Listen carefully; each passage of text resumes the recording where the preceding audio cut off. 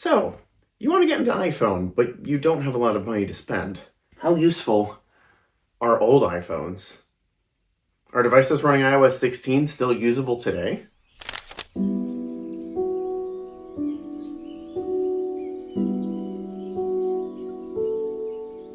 So you might be wondering why I'm not making a video on iOS 18 instead of iOS 16, because, well, the iPhone XS and XR just lost support. Same with the iPad 7th generation. Well, reason being is because those devices are obviously still going to be usable. They just lost support just a couple weeks ago. So because of that, it's not going to be very interesting. They're going to all run the latest apps, everything. Even Apple apps still work on them right now. I figured we'd take a step back and find some cheaper devices, especially ones that are under $100, some even around $70 or $60, and see just how useful those are instead. So all the devices here that I'm going to be displaying are all devices that are running iOS 16, and that is as high as they can run. I've updated all the software across all these devices. They're all running the latest security patch of iOS 16, and we're going to see just how usable they are in today's video. Now, I don't own every device that runs iOS 16, although I own almost all of them.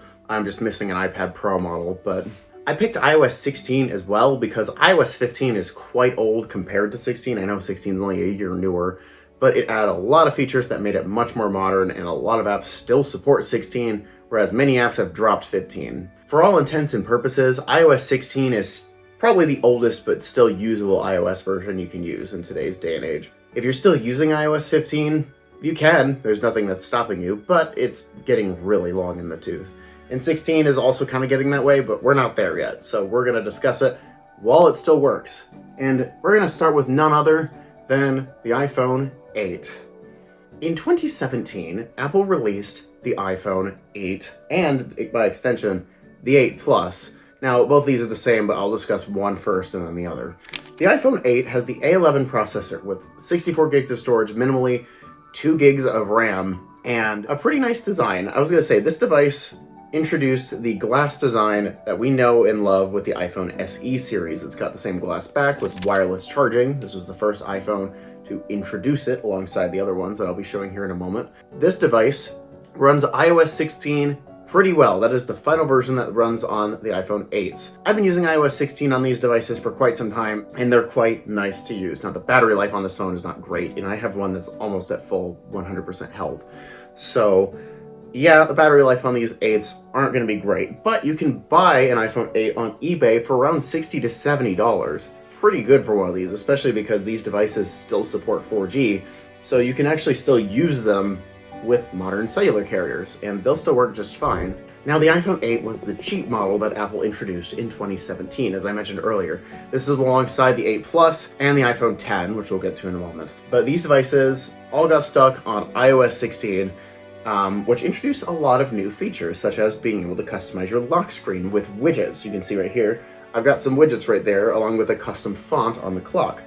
iOS 16 introduced that, which means that it left these devices on that version. You know, it was a little nice touch to end off these older iPhones on a version that's very easily customizable and is honestly really nice looking. Like, that, being able to adjust stuff like that was really cool, and it still is really cool. I've customized the heck out of my main phone, and I've customized this phone a lot too. Now, back in 2017, Apple was very okay with having an 8 and an 8 Plus. In fact, they did this with the 7 Plus, the 6S Plus, and the 6 Plus. So this was their fourth version of the Plus series of iPhones. This was the iPhone 8 Plus. Now, the iPhone 8 Plus was exactly like its 8 counterpart, but the big difference is that it is bigger. So these phones here, this has the exact same specs. Same A11 chip, same 64 gigs of storage, although I think it had an extra gigabyte of RAM. I think this has 3 gigs of RAM instead of the 8's 2. And you had double cameras on the back, which I actually did not show.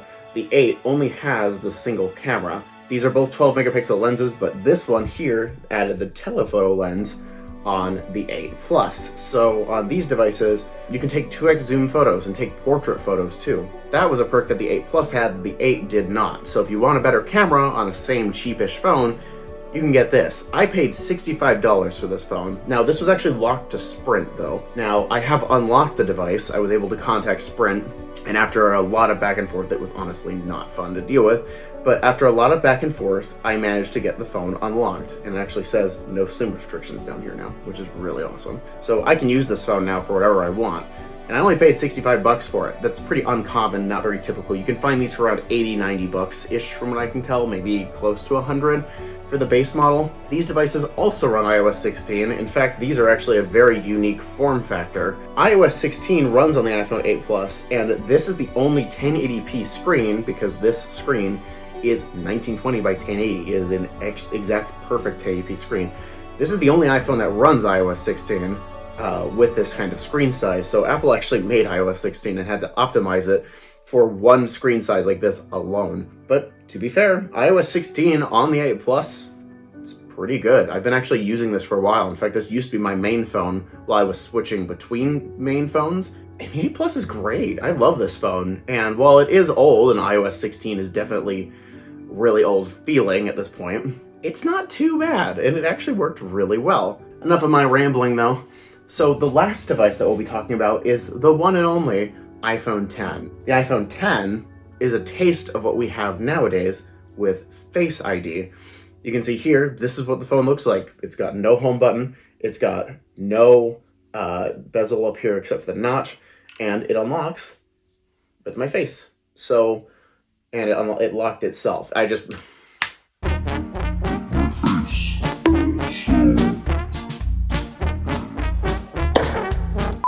So the iPhone 10 unlocks with my face. This is the oldest iPhone that can do that because Face ID was introduced with this model.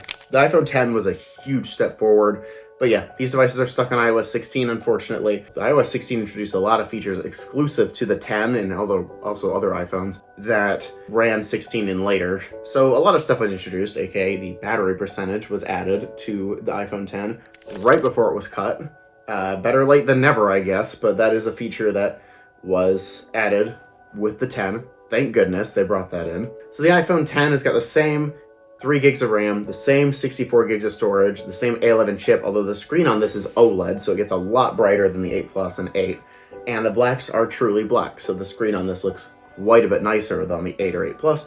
But unfortunately, since this is still a device running an A11 chip, this iPhone 10 gets no higher than iOS 16.7.12. Now, 16.7.12 actually came out not that long ago. iOS 16 is still getting updates from Apple. In fact, iOS 15 is. So 16, it makes sense for it to continue getting these security updates. So how is 16 to actually daily drive?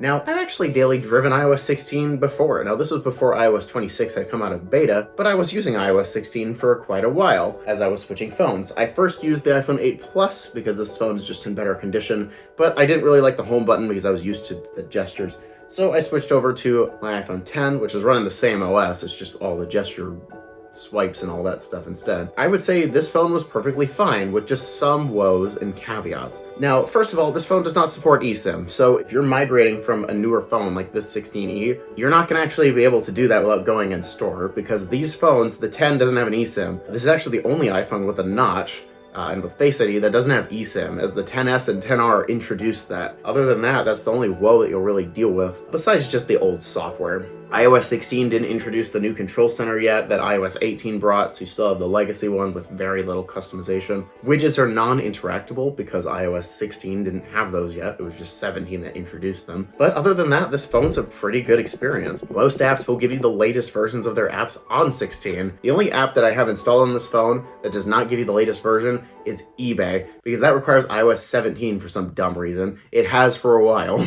The last compatible version of the app that the iPhone 10 runs still works just fine. So if you decide to just go that way, you'll be fine. It's not a big deal. It's just one app. Now, there are a couple apps, notably from Apple, that don't work properly. And I actually think this is really stupid, because one of them is the Apple Store app. And I could go on for ages on why I think that's dumb.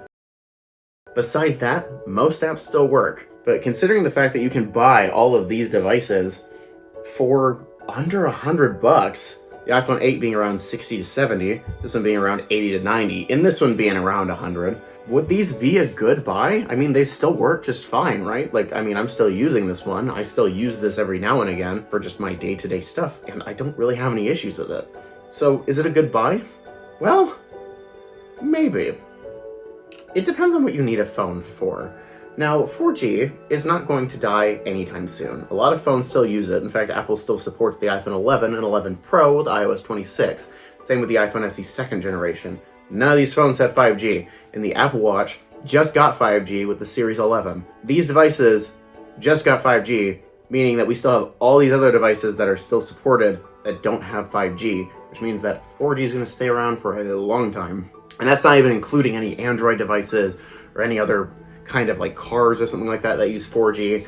Lots of devices still depend on 4G. It's not going away anytime soon. So if you just use your phone for phone calls and texts, that's it. You don't use third-party apps. You don't use any of that stuff. Like my grandparents, for instance, they use the web browser and they use the phone, they use messages, and they use mail. Thanks, plane. If you are someone like that who barely uses their phone for anything, I'd say go for it. The iPhone 10 and the iPhone 8 and the 8 Plus, still great phones. You don't need the latest software to be able to use them anymore. So if that doesn't bother you so much, I wouldn't care. Normally I wouldn't say this in the past. I would say, oh, if your device loses support, you should upgrade. But Apple now provides security updates to these older devices. These now are safe to use still. In fact, the last security update, iOS 16.7.12, that came out just a couple weeks of recording this video. In fact, Apple still says on their website, whenever you watch Apple events, that the event is best experienced on an iPhone 7. They seem like it's okay. In fact, my grandparents, they still use an iPhone 7 Plus. That's older than this thing, and they're still fine with it. So if that's something that you're okay with doing, and you're okay with rocking old software, especially because iOS 16, well, it was really buggy. The latest version, which is 16.7, is pretty solid, and it's a really nice polished release. It added a bunch of new features that I think modern iOS still has. So because of that, yeah, no, this device is still, in my opinion, totally usable, and I honestly would totally rock one of these if I was forced to. Now, if you are anyone else, like me, for instance, who uses third-party apps and who uses basically anything else, would I consider buying one then? And the answer is simply no. Third-party apps, while they still support iOS 16, they won't forever. In fact, they won't probably for, I'd be willing to bet next year at the same time. I think we have less than a year left before these apps no longer work and that the last compatible versions will need to be used instead. And while I assume those will work for a little while, once you're at that point in time, you're pretty much screwed, and that you're at the mercy of hoping that the app developer doesn't screw over the customer by changing the server or by intentionally blocking the old app. I never understand why developers do this, because older phones like this are still going to be used, and while I understand the incentive to force people to update their app so they get a better user experience, if you can't update the app on a phone like this, why would you inherently force them to not use it at all? But whatever. Now, that was just the iPhones here. What about iPads? Now, we've actually got a couple iPads here that run iPadOS 16. Now, I don't have every device, unfortunately. I have both an iPad Pro and I have an iPad 5. Both of these are devices that run iPadOS 16 and are capped to them. So first of all, we got the iPad 5. Now, these devices are the only device that runs iPadOS 16 that doesn't support the Apple Pencil. This device starts at 32 gigs of storage, it has 2 gigs of RAM, and it has the A9 processor from the iPhone 6S. Would I recommend you buy one of these? No. I'm going to say this right now. iPadOS 16 on this iPad sucks. It is so slow. It's not like atrociously bad. It's not like iOS 9 on the iPad 2, but it's pretty close to that. First of all, iPadOS 16 on these older devices was such a dumb release because it didn't add anything. It slowed these devices down so much. The iPad 5s were horrible, and my dad actually used to daily drive an iPad 5 when iPadOS 16 was coming out. And even when 15 was the latest, he still was having problems. So the fact that 16 made its way onto this thing is horrendously bad. Do not buy an iPad 5 unless you are me and like tinkering around with old devices. If you expect to use this thing as a daily driver, it will work, but it's going to be so slow that you're going to want to pull your hair out. So please don't do that. Now, what about an iPad Pro? So the iPad Pro, there was a couple versions. You have the big model, you have the 12.9 inch one, which I don't have, unfortunately. And then you have the 9.7 inch model, which is this one. No, I did not just pull the iPad 5 out again. These are exactly what they look like. They are pretty much the same looking device. Now the iPad Pro here, this one also still has 2 gigs of RAM, start at 32 gigs of storage, but these have the A9X chip, so they're considerably more powerful. And not only that, these iPads support the Apple Pencil. I am a digital artist, and I use an app called Sketchbook. Now, the latest version of the app actually still works on iPadOS 16, so that's a nice little plus. But even when this app doesn't work, it's not going to die. This is just a sketching app. For me as an artist, I could still use this forever, so long as the battery works, because this is just a drawing tablet. There's nothing really special about it. It's got a laminated screen, which the iPad 5 doesn't have, and these devices here, even though they're capped on iPadOS 16, the Apple Pencil is still really good. In fact, let me go get mine. So here is my Apple Pencil, and I'm gonna pair it with this iPad real quick because it's paired to my iPad 11 at the moment. If I pair this first gen Apple Pencil to this iPad, yes, this is what it looks like when it's plugged in. It looks ridiculous.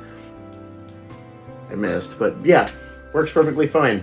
There's nothing stopping me from using this as a tablet for artwork, and honestly, this is my travel iPad for doing artwork. It's got a laminated display, it's got a really nice display with True Tone and all that stuff too, and it's got a pressure sensitive screen, so I can draw perfectly fine on this, and you can see as I press harder, you actually might not be able to see very well, but if you can see that, it can detect the pressure on the pen. This was all stuff that was introduced with this iPad. This is the oldest iPad with Apple Pencil support. With that being said, I would argue more for this iPad, especially if you're an artist, over anything else that I've shown, including the iPhones, including anything, especially iPad 5, because this device actually works with the Apple Pencil and it actually works really well. And I'd argue that the 12.9-inch iPad Pro, even better deal because you get a bigger screen for it, so it makes it a little bit more convenient. Now, something that I actually neglected to mention in the video, and something that I did want to bring up here, is just how good the speakers are on this iPad Pro.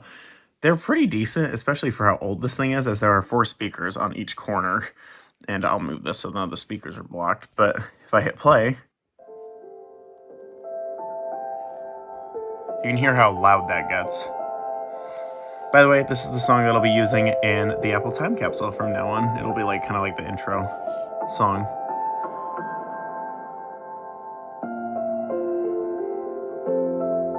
Going over all of this, can you still use any of the devices I showcased? Yeah, absolutely. All these devices still work perfectly fine, and even iOS 16, still perfectly usable in my opinion. I could see anyone using any of these devices. So whether you buy a device like this is up to you. I still use these devices all the time because they still work perfectly fine, and I'd rather not get rid of something that works really well and that still can integrate with my workflow quite nicely. Especially the iPhone 8 Plus with its 1080p screen, being able to watch 1080p videos on this thing or test out how 1080p looks with my videos on a phone, this is perfect. I use this still for that. It all just depends on what you need to use a phone for. But iPhone 8 Plus, iPhone 8, iPhone 10, iPad Pro, iPad 5, iOS 16 and iPadOS 16, still perfectly usable. If you're happy with the device that you're using, if you still own one, don't feel any reason to upgrade if you don't need to. Your device still works perfectly fine, it's still perfectly safe, especially because Apple keeps providing security updates, so just make sure that you're updating that. I think that these devices still have quite a bit of life left, and while app support may not have that kind of life, not everyone uses those apps. So if the built-in apps still work for you, and the built-in services still work for you, and the apps that you're using right now still work, I'd say just stick with it.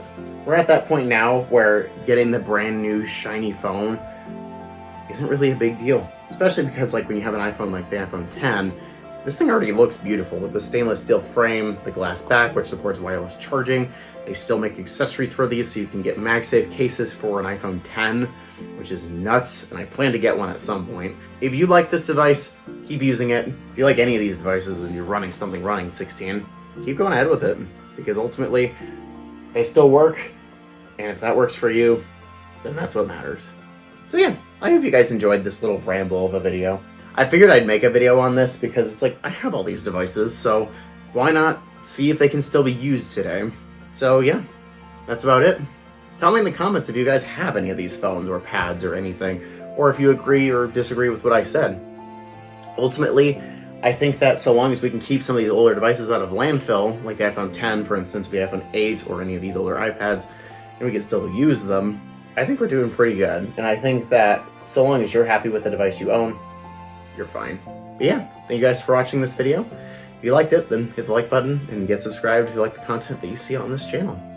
Thank you guys so much for watching, and I'll see you all later. Bye-bye.